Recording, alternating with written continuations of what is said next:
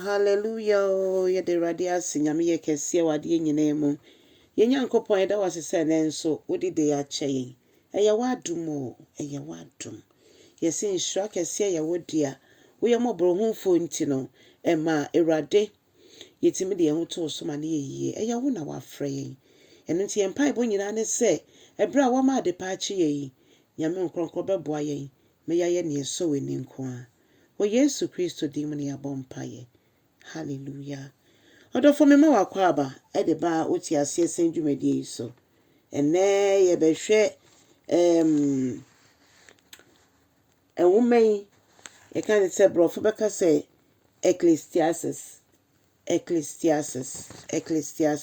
Ɔsɛnkafoɔ woman no. Eti dumienu ba kokosi enson. Na ensemi yenim se Solomon a ɔtwerɛ sa woman yi no yobi a ɔyɔdefo ebra no sha. Enti emma ensem ebeye ne de. Na ne yerenum nko a ayeduasa. Ɛna ne mpenafo nso eye meseduasa aha miensa ɛna ne mpenafo nso ye ahenson. Adofonum nipa baako. Enti niema efa ne ni so no ɛna emu experience no ka bi kyerɛ yi. O say kai wo bɔfoɔ ɛwɔ mranche bre mu ansana da bɔne no abɛn. Da bɔne ni da bɛn ebra wo benyini edu pempenso bi afei wontimi nyɛ wo ho hwee. Anaasɛ wonyiye mpo no yaredom bi bibi betimi esi ama wontimi nkeka wo ho bio. O say kai no ansana wewia ekania edum. Ansana osrame ekania edum. Neche se ansana weni so aye kusukusu. Na afei ensio betokra mpo a ewiemu nya anya etum no na wo de wo hunu se ayetum dada. Ka wo bɔfoɔ ansana wo nan astate se ehihim. O say ka wo bɔfoɔ ansana wa hyase se wo ho epopo.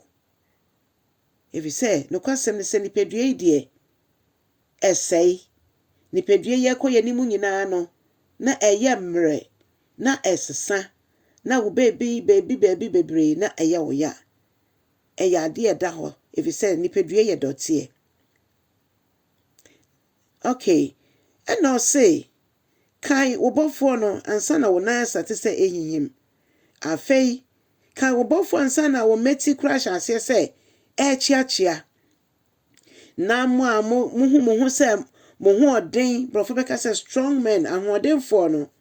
O say kai wo bɔfoɔ ansana wa hu odin akofom.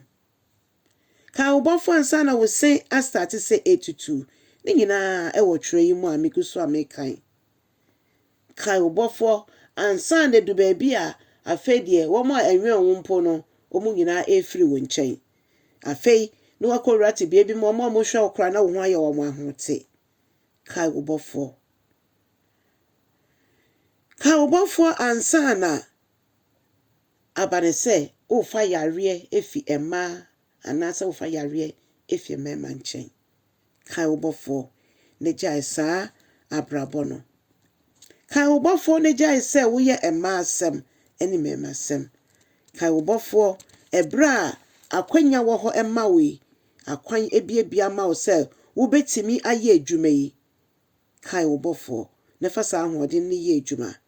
Afei o se sɔre na wo ne enoma eto nnwom kane no wo ne omo nsɔre ne kyese sɔre na patututu na ye adwuma. Kai wo bɔfoɔ na suro no na ansa na bre na so se wonkwampo usuro se obenante. Ai edu ba bia waye pani nti usuro se wonkwampo obenante. If you say akwan so ehu.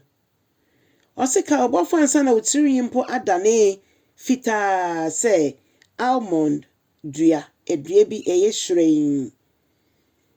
O se ka obofo ansa na wahya ase se wo twe wo nan ase. Ka obofo ansa na waye se tutu me. Ka obofo ansa na ya befa wakoto wa atwene. Odofo ensem mu ode yenimu sɛ yɛma onyankopɔn kwan a ɔnam nsɛm wei so ɛbɛkasa akyerɛ yɛ abrabɔ ɛma na esi yɛn yie.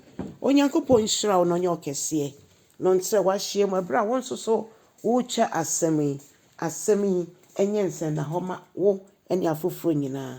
Na wokyɛ ama afoforɔ nso na ɔka kyerɛ ɔmo sɛ ɔmo nso ɔmo nkyɛ. Onyame nhyira wo bebree. Yesu din mu. Amen and amen.